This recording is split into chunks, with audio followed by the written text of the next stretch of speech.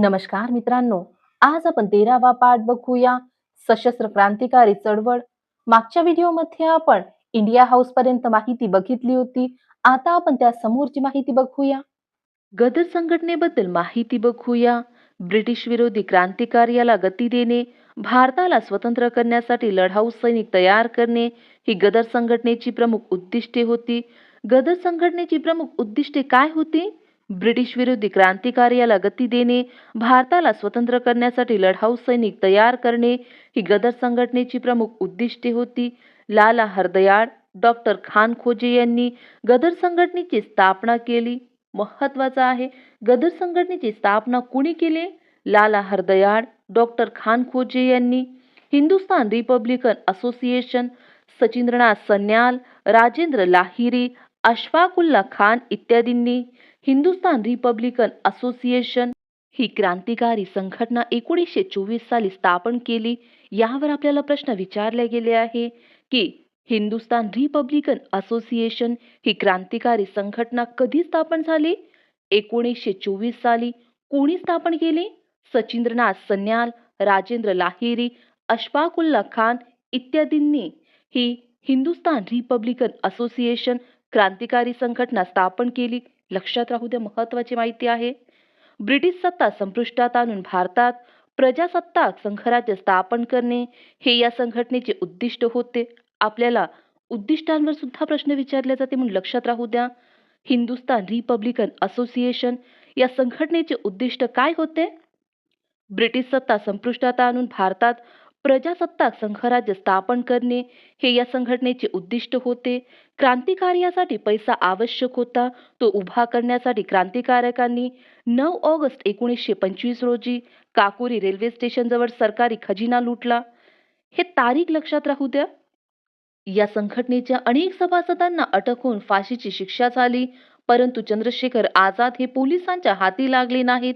भगतसिंग, सुखदेव, चंद्रशेखर आझाद इत्यादींनी Hindustan socialist republican association या गुप्त संघटनेची स्थापना 1928 साली केली. चंद्रशेखर आझाद हे या संघटनेच्या सेना विभागाचे प्रमुख होते. बघा, याआधी आपण कोणती संघटना बघितली? Hindustan republican association. आता आपण कोणती संघटना बघत आहोत? Hindustan socialist republican association. Socialist हा एक शब्द जास्तचा आहे या दोन संघटनेमध्ये. कन्फ्यूज होऊ शकतो, म्हणून लक्षात राहू द्या. बघा, यावर आपल्याला कसा प्रश्न विचारला जाऊ शकते? हिंदुस्थान सोशालिस्ट रिपब्लिकन असोसिएशन या संघटनेची स्थापना कधी झाली? 1928 मध्ये. कोणी केली? भगतसिंग, सुखदेव, चंद्रशेखर आझाद इत्यादींनी. आणखी ही एक माहिती लक्षात राहू द्या. चंद्रशेखर आझाद हे या संघटनेच्या सेना विभागाचे प्रमुख होते.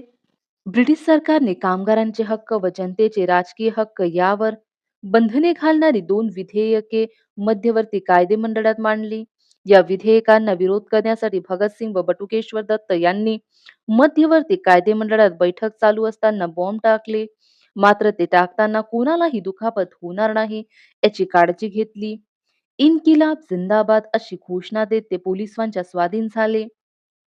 या ठिकाणी एक प्रश्न बनू शकतो की भगतसिंग व बटुकेश्वर दत्त यांनी मध्यवर्ती कायदेमंडळात बैठक चालू असताना बॉम्ब का टाकले? कारण ब्रिटिश सरकारने कामगारांचे हक्क व जनतेचे राजकीय हक्क यावर बंधने घालणारी 2 विधेयके मध्यवर्ती कायदेमंडळात मांडली. या विधेयकांना विरोध करण्यासाठी भगतसिंग व बटुकेश्वर दत्त यांनी मध्यवर्ती कायदेमंडळात बैठक चालू असताना बॉम्ब टाकले. हे कारण लक्षात राहू द्या. समोर बघूया. लाला लजपत राय यांच्या मृत्यूला सॉन्डर्स हा ब्रिटिश अधिकारी जबाबदार होता, म्हणून सॉन्डर्सची हत्या करण्यात आली. बघा, सॉन्डर्सची हत्या का करण्यात आली?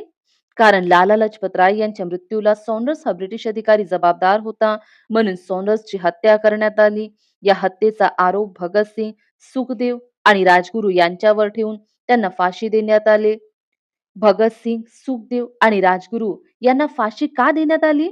कारण यांच्यावर सॉन्डर्सच्या हत्येचा आरोप होता, म्हणून. चंद्रशेखर आझाद हे पोलिसांच्या झालेल्या चकमकीत ठार झाले. मीरत कट खटला बघूया. या सुमारास कामगार चळवळीने जोर धरला.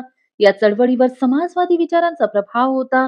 तो रोखण्यासाठी सरकारने श्रीपाद अमृत डांगे मिरजकर, निमकर, मुझफ्फर अहमद इत्यादी नेत्यांना अटक केली.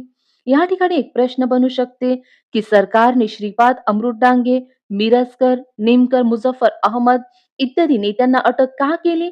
कारण हे नेते कामगार चळवळीचे नेते होते आणि कामगार चळवळीवर समाजवादी विचारांचा प्रभाव होता. तो रोखण्यासाठी सरकारने श्रीपाद अमृत डांगे, मिरजकर, निमकर, मुझफ्फर अहमद इत्यादी नेत्यांना अटक केली. आणखी एक प्रश्न विचारला जाऊ शकते बघा. या नेत्यांचं नाव देऊ शकते आणि आपल्याला विचारले जाऊ शकते, हे कोणत्या चळवळी संदर्भात आहे किंवा कशा संदर्भात आहे? तर आपल्याला माहिती हवं, श्रीपाद अमृत डांगे, मिरजकर, निमकर, मुझफ्फर अहमद हे कामगार चळवळीचे नेते आहे. मिरज येथे भरलेल्या या नेत्यांच्या परिषदेत ब्रिटिश सरकार उलथून टाकण्याचा कट रचण्याचा आरोप त्यांच्यावर ठेवण्यात आला. त्यांच्यावर भरलेला खटला मिरज कट खटला म्हणून प्रसिद्ध आहे. आपल्याला मिरज कट खटला माहिती हवं काय आहे? हे कामगार चळवळीचे नेते श्रीपाद अमृत डांगे, मिरजकर, निमकर, मुझफ्फर अहमद यांची मिरज येथे एक परिषद भरली होती आणि या परिषदेत ब्रिटिश सरकार उलथून टाकण्याचा कट रचण्याचा आरोप यांच्यावर ठेवण्यात आला आणि यांना अटक करण्यात आली. त्यांच्यावर भरलेला खटला हा मिरज कट खटला म्हणून प्रसिद्ध आहे. ही माहिती लक्षात राहू द्या. समोर बघूया. चितगाव कट बघूया.